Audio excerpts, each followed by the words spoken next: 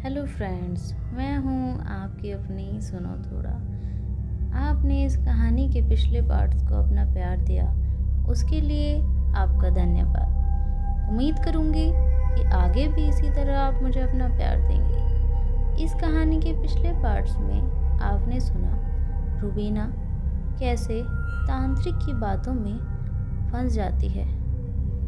अब सुनते हैं आगे क्या होता है इस कहानी पुरानी हवेली का रहस्य पार्ट 3 में। तांत्रिक ने रूबीना को अपने बस में कर लिया था। धीरे धीरे रूबीना अपनी दादी को भूलने लगती है और तांत्रिक उसे रात में काले जादू की पूजा में बैठाता है।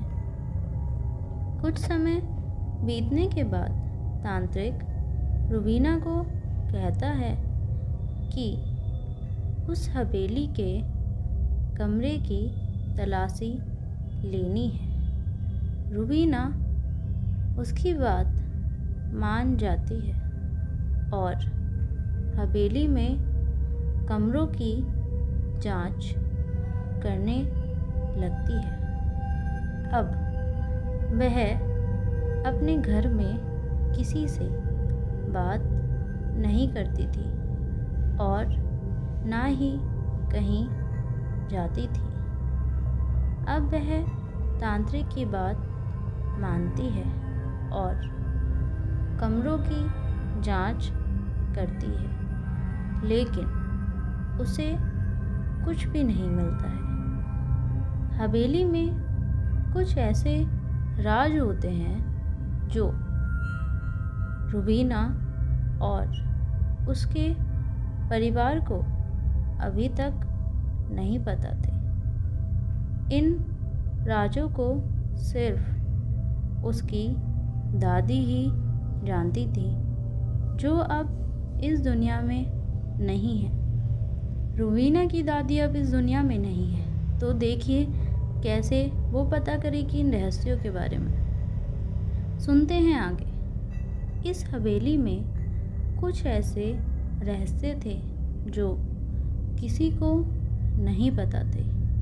ये हवेली एक बादशाह की हुआ करती थी जिसका नाम था मोहम्मद कैफुद्दीन। राजा इतना क्रूर था कि वो लोगों को मौत की सज़ा सुना देता था, चाहे किसी की छोटी गलती हो या बड़ी। राजा अपने महल में रहता था और उसकी हवेली भी पास में ही थी।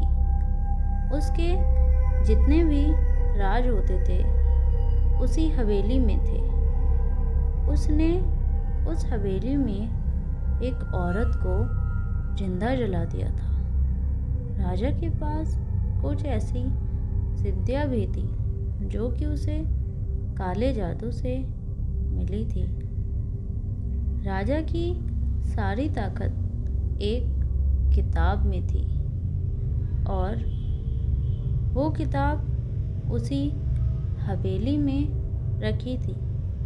जिस औरत को उसने जिंदा जलाया था, उस औरत का शरीर तो जल गया था, लेकिन उसकी आत्मा अभी भी शांत नहीं हुई थी। राजा ने उसकी आत्मा को बंदी बना लिया था।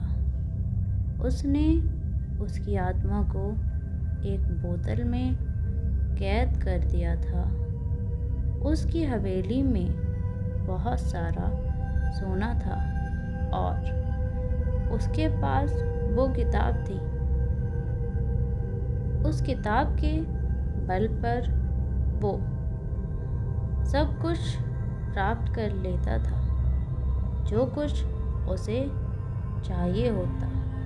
ये बात राजा के लड़के को पता चल जाती है, जिसका नाम जुनैद था।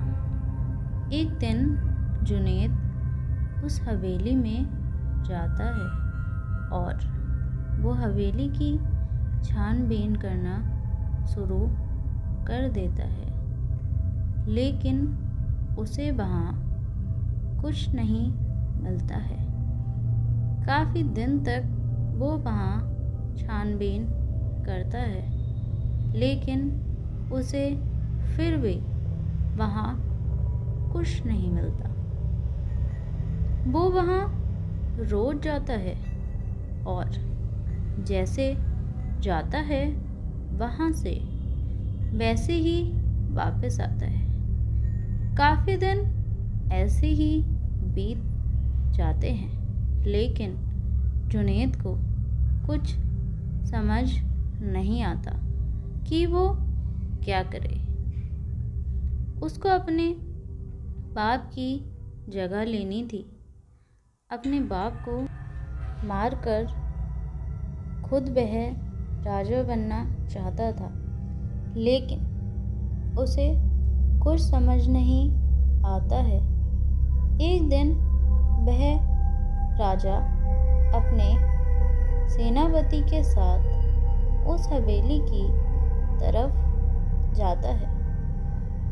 ये बात जुनैद को पता चल जाती है। वो उनका पीछा करता है, लेकिन वह हवेली में नहीं जाते हैं। हवेली के पीछे एक दरवाज़ा था जो गुप्त गुफा की ओर जाता था। उस गुफा के अंदर कई सारे दरवाजे थे, लेकिन जुनैद भी गुफा के अंदर जाता है, लेकिन वह समझ नहीं पाता है कि वो कौन से दरवाजे में जाए।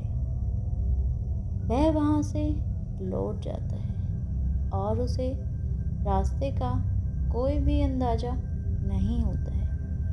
एक दिन जुनैद फिर वहाँ आता है और अपने बाप की जगह को हासिल करने के लिए बिल्कुल ठान कर आता है। काफ़ी लंबी गुफा को पार करने के बाद उसको कुछ अजीब सा महसूस होने लगता है, लेकिन वह लगातार आगे बढ़ता रहता है और वह और आगे जाता है, जहाँ उसे कुछ रोशनी दिखाई देती है। क्या है ये अजीब सा एहसास जो जुनैद को हुआ, और कैसी थी वो रोशनी जो जुनैद को दिखाई देती है, और ऐसा क्या छुपाया है राजा ने उस हवेली में? सुनिए मेरे साथ कहानी के अगले पार्ट में। जो लोग इस कहानी को सुन रहे हैं, प्लीज़ आप लोग मुझे कमेंट में बताइए कि आप लोगों को ये स्टोरी कैसी लग रही है, और इस वीडियो को लाइक करें, शेयर करें, चैनल को सब्सक्राइब करें, जिससे कि मेरी कहानी पुरानी हवेली का रहस्य सबसे पहले आप तक पहुँचे। मेरी पिछली वीडियो को आप लोगों ने जितना प्यार दिया है, मैं आपसे उम्मीद करूँगी कि आप मेरी इस वीडियो को और मेरी आने वाली वीडियोस को भी इतना ही प्यार देंगे। Like and subscribe and thanks for watching my videos.